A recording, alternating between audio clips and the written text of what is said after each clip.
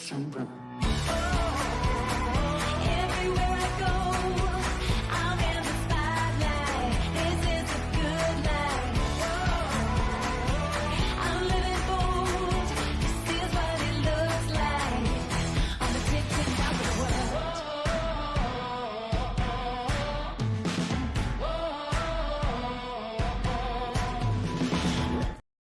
This week, we're celebrating 250 years of the U.S. Merchant Marine, digging into transformative icebreaker shipyard deal in Texas. Did you hear about that? Tackling tariff-driven port surges, exploring Coast Guard ATON modernization, aids to navigation. I don't know if you heard about this, because I definitely hadn't. And spotlighting key maritime legislation. I want to bring it to your attention and update you on some MARAD leadership. Plus, we have a summer networking event that you don't want to miss. Hi, welcome back to By Land and By Sea, an attorney breaking down the week in supply chain, presented by the Maritime Professor. I'm Lauren Beagen, founder of the Maritime Professor and former FMC International Affairs attorney. I'm also founder of Squall Strategies. By Land and By Sea is your go-to resource for navigating the regulatory side of global ocean shipping. And me? Well, I'm your favorite maritime attorney, right?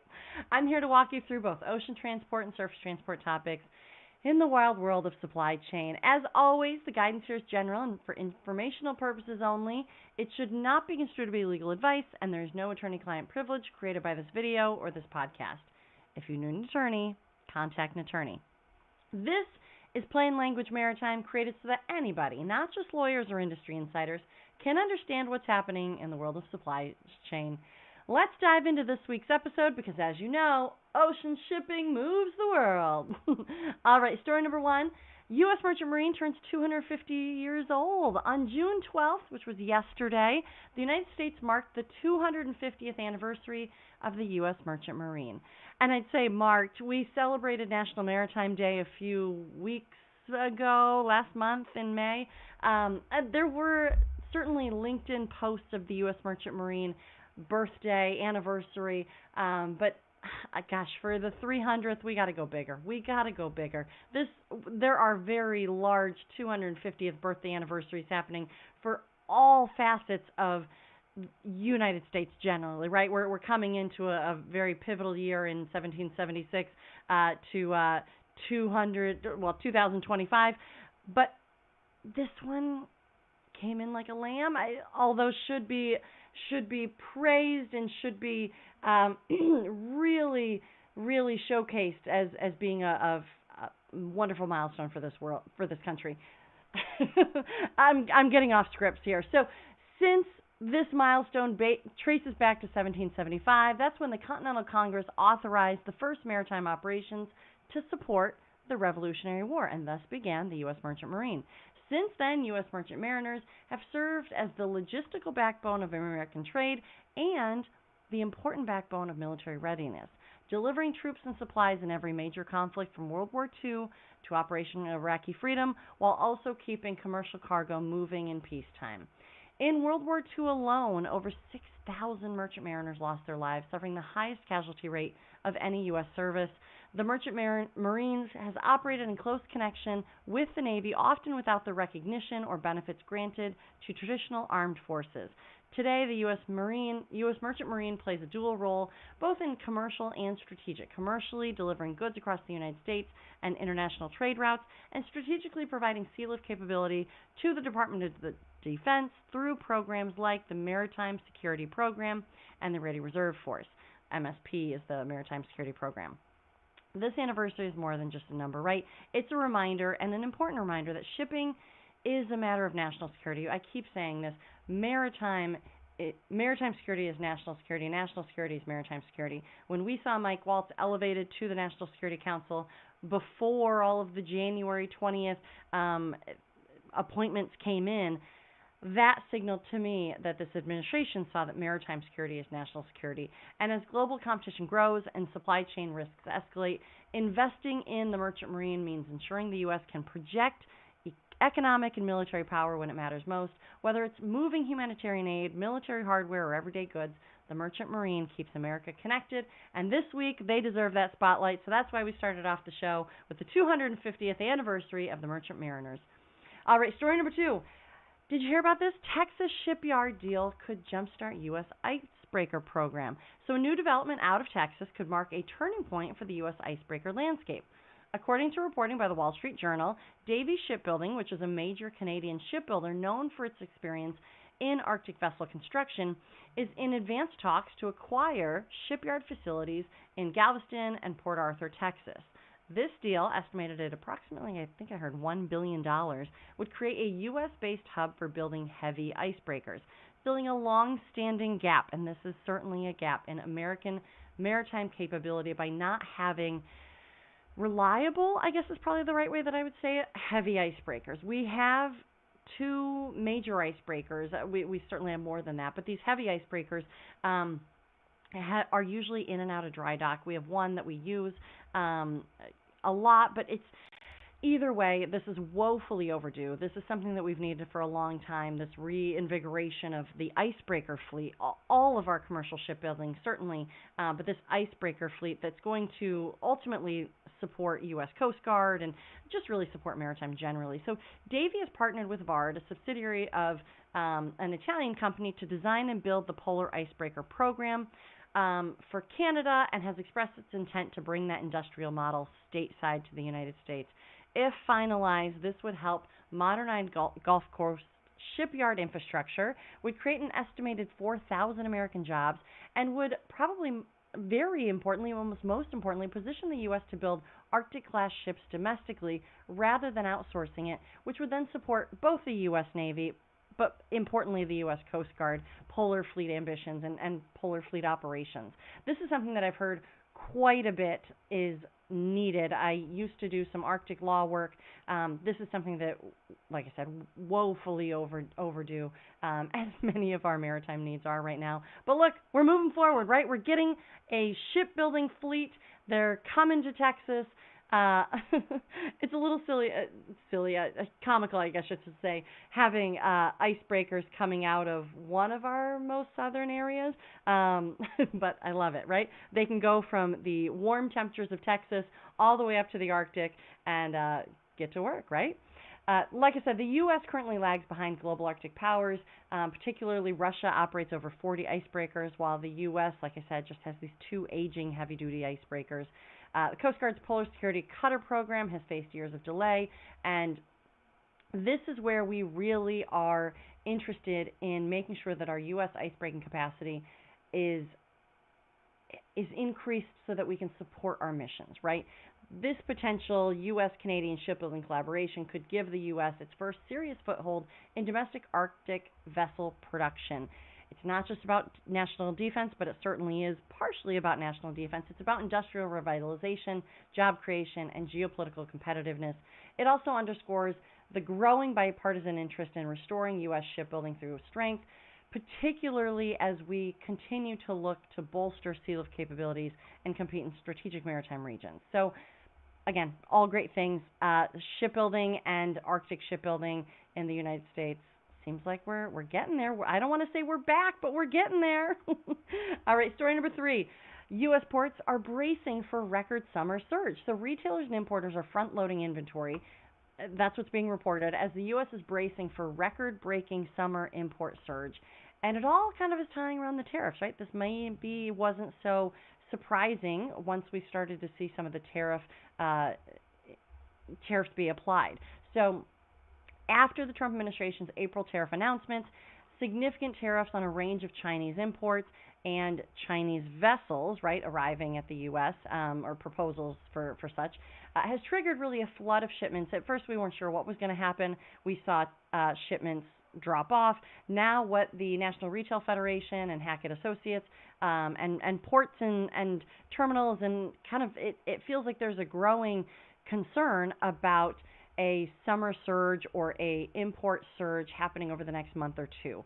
They're expecting, the National Retail Federation and Hackett Associates is expecting 2.01 million TEUs in June and 2.13 million TEUs in July, potentially the highest monthly volume this year. I keep hearing people talk about this might be reminiscent of COVID congestion, but at least this time we know, right? We knew that congestion was always a possibility. Nobody could have predicted COVID, and then certainly we had congestion that happened Now we get a little bit more of a heads up on this, but we still haven't fixed all of our choke points. But I think this is something that the entire industry needs to just pay attention to. There may be, and probably likely will be, a surge of imports and exports going in and out in the months of June and July. I think that we're going to see some trade deals this month that are going to be also shifting some of that behavior. But look, we also have back to school, early holiday inventory. It's hard to tell exactly when peak is again because things are moving so quickly in terms of tariff. But I think that we are going to see, while we don't know what's going to be happening down the road, and certainly after that July 9th pause for the tariffs, we're probably going to see some imports coming in right before then, because at least you know what the tariffs look like right now. So what to expect, right? Ports from LA, Long Beach, Savannah, Houston, New York, New Jersey, all should be preparing, right, for container volume spikes that are potential to cause strain, right? They could be terminal capacity, they could be chassis drayage availability, it could be warehouse space, all the things that we saw during COVID congestion years. But I think this time, I do think this time, we are better at watching the flow. We're better at seeing the entire supply chain versus just seeing it in pieces, the supply chain ecosystem, as you will. Again, this is just kind of a classic example of tariff-driven front-loading, but with a twist. The compression of seasonal peaks could cause for maybe, I don't even want to fully predict short-term congestion or short-term shortages. I think that probably we're just going to see some import peaks that need to be properly prepared for. Stakeholders should prepare not just for the surge, but also for the volatility that might follow, the uncertainty. I don't even know if I want to call it volatility, the uncertainty. But the fact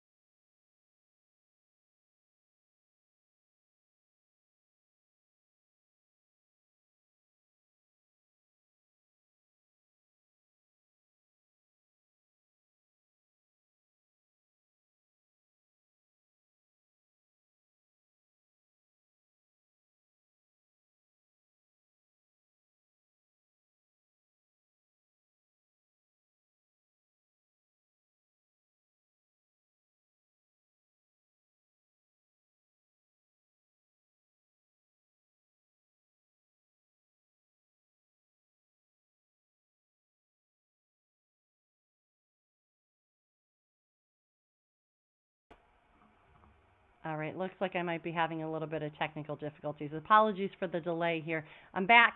Story number 4, USTR Section 301 investigation, China shipbuilding and tariff strategies.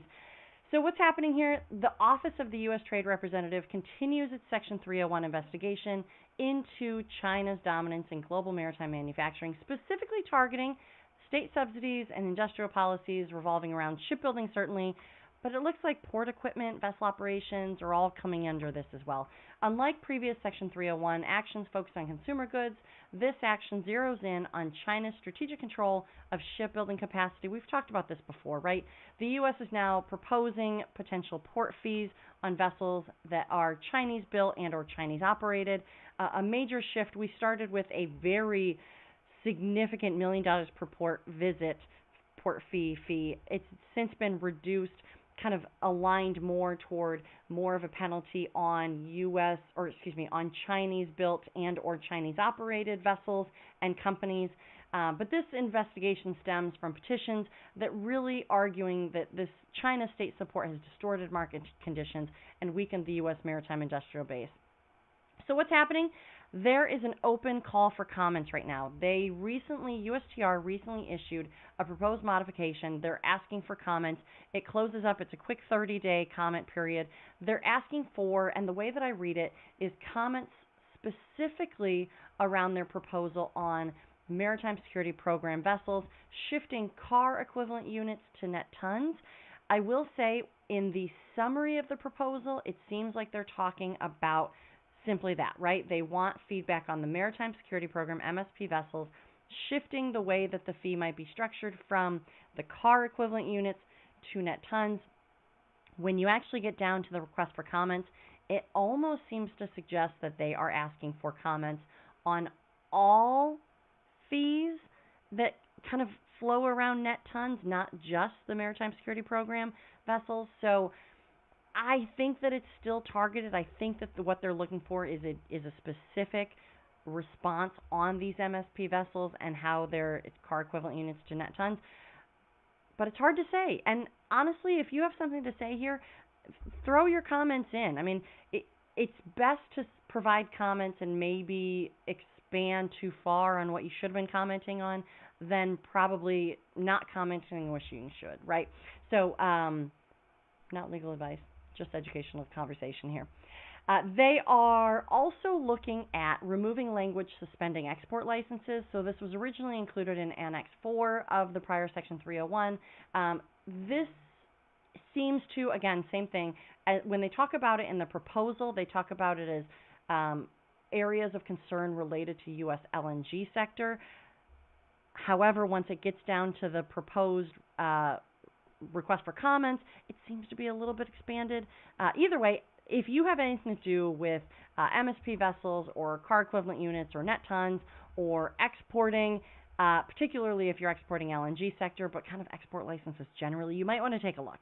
It's a pretty quick read. It's only a few pages long. I suggest that you read the proposal section before you go straight to the request for comments, because I'm telling you, the request for comments is a little confusing, convoluted, and I think that the proposal section explains a little bit more of what they're specifically looking for and, like I said, the targeted areas that they're looking for. But open comments are open comments. Truly, I've seen comments filed when I worked at the FMC, but then also as I've been following federal comments filed. People can comment on anything, but you want to make sure that your comments, to be effective, are specific, targeted, and if you do want to expand beyond just what they're asking for, say why, right? Try to tie it back to, give them a reason to read it, give them a reason to make sure that they're incorporating whatever you have to say. So go take a look at that. USTR has open comment period for the Section 301 shipbuilding investigation. All right, story number 5. So Coast Guard and aids to navigation. They're undertaking what I understand to be a pretty significant ATON modernization initiative. Again, ATON is aids to navigation. It's aimed at updating buoys, beacons, channel markers to reflect today's vessel traffic patterns, harbor conditions, and electronic navigation capabilities, and also reduce the burden on the kind of nuts and bolts of maintaining these things. I mean, right, you're looking at chain, you're looking at making sure that they're still where they're supposed to be. That's how I understand this. They are modernizing it. So instead of having directly across from each other a red and a green, perhaps maybe you'll have red, green, right, kind of jagged, I guess every other. So I've heard two versions of this. I've heard this is no big deal, and this is just updating some of the ATONs. Specifically, the districts that I've heard that they're looking at are District 1, District 5, District 7, and District 8. However, I've also heard, particularly from pilots, that this is a big, giant deal and that this needs to be fixed, and that some of these buoys and beacons and channel markers that they are proposing to eliminate are actually marking sandbars and shoals and underwater hazards, and they're things that if you didn't know the underwater thing was there, you might hit. So, like I said, I've heard it really talked about both ways. All that says to me is this is something that everybody should be aware of. I certainly wasn't before last week. And I understand that the comments are closing today on an open request for comments. So today being June 13th. Take a look at it. Maybe I'm not sure if the Coast Guard usually accepts late filed comments. We know that the FMC sometimes does, often does. Federal agencies often do because they want to get the feedback more than they want to stay hard to the cutoff line. But this might be one that you want to take a look at.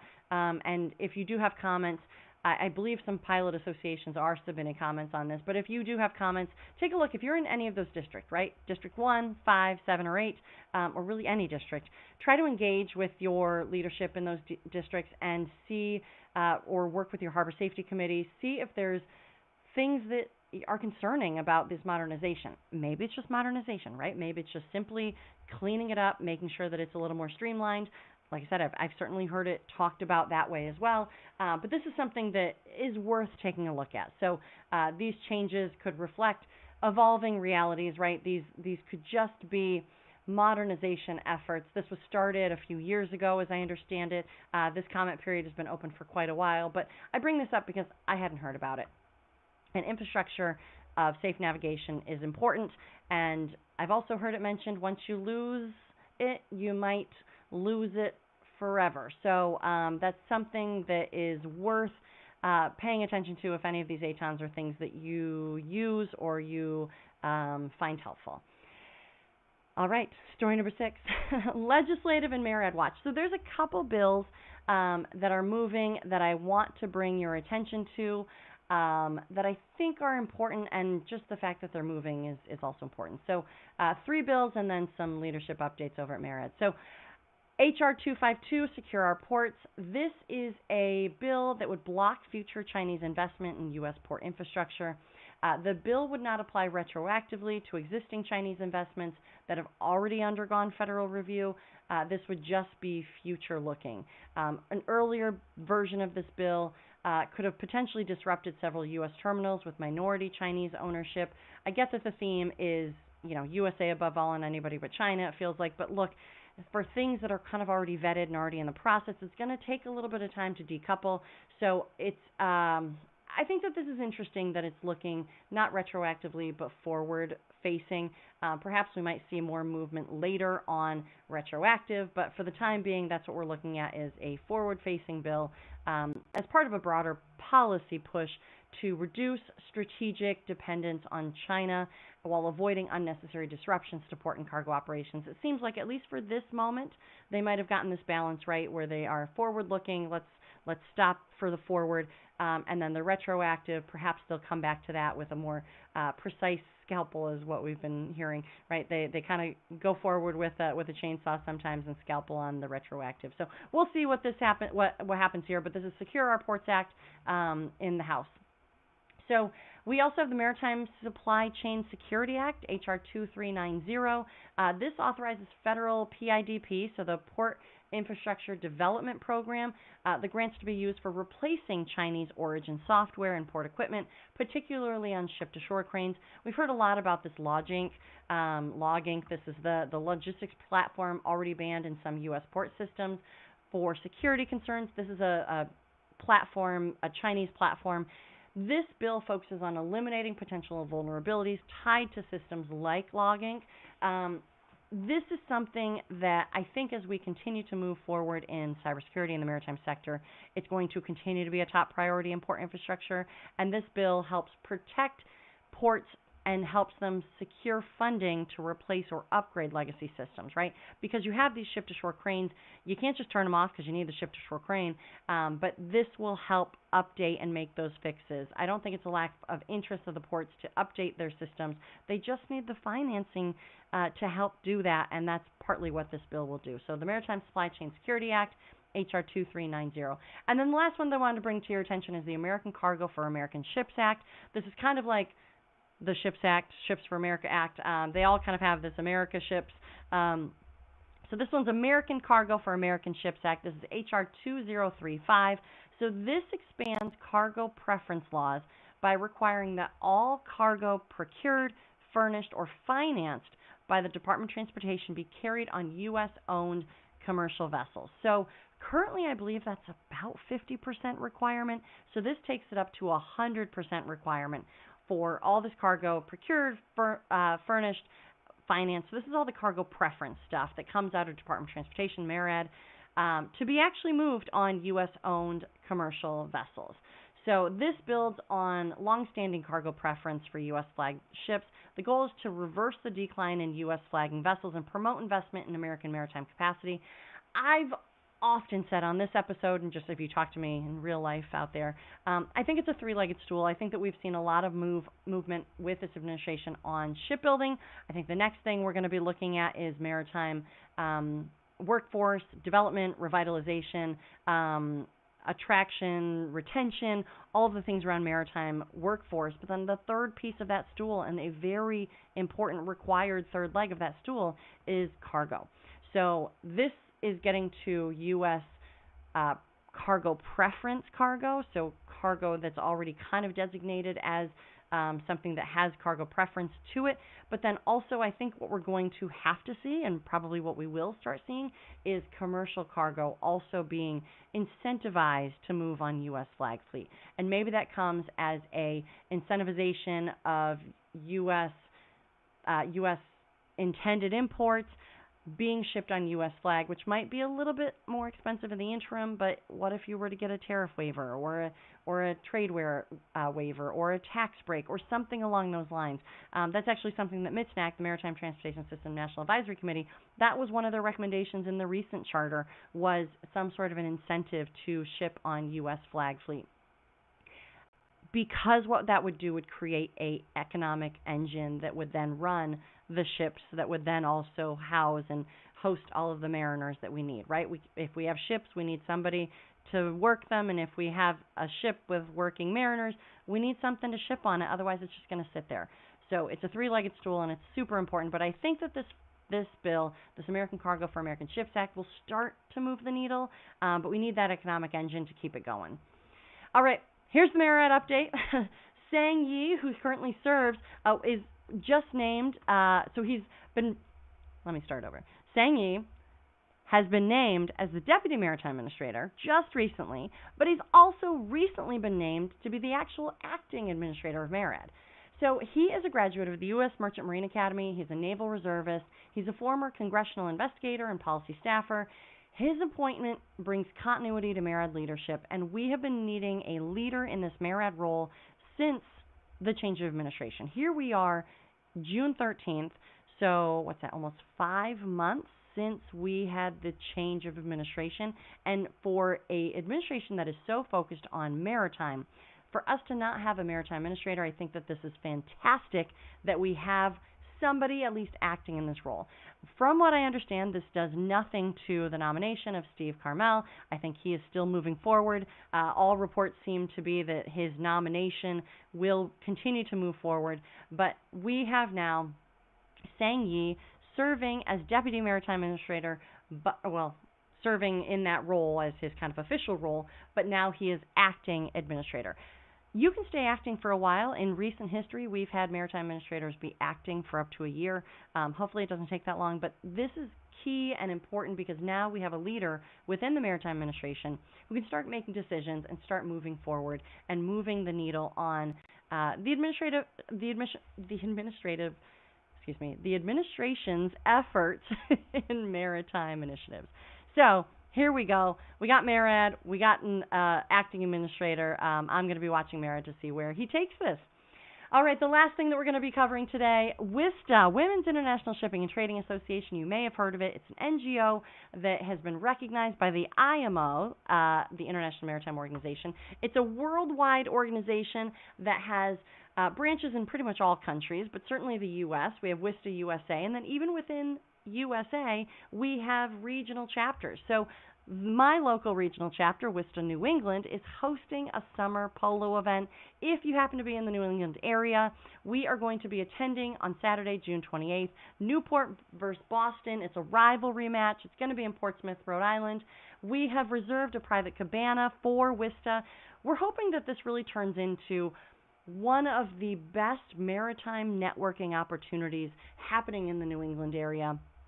Certainly a wonderful opportunity to network in the Rhode Island market. Look, WISTA events aren't just social, they're strategic. They bring together professionals across ports, law, logistics, engineering, and trade, and they help bring together stronger networks. And look, whether you're a longtime member or you're a potential member, a prospective member, reach out to your local WISTA, and if you're in the New England area, reach out to us. We'd love to see you June 28th. We also still have sponsorships available in case anybody's interested in having their name of their company strategically and proudly promoted within this event. All right. Well, if you like this episode, be sure to follow, subscribe, leave a review. Want to go deeper or bring this kind of insight to your team? Visit themaritimeprofessor.com to explore corporate trainings, tailored briefings, and on-demand webinars. And if your organization needs help navigating the legal or strategic side of ocean shipping, head over to Squall Strategies. That's where I provide consulting services, regulatory guidance, and policy support for clients working directly with the Federal Maritime Commission and across the global supply chain. Anything you need to know in global ocean shipping. As always, this podcast is for educational purposes only. It is not legal advice. If you need an attorney, contact an attorney. But until next time, I'm Lauren Beagen, the Maritime Professor, and you've just listened to By Land and By Sea. See you next time.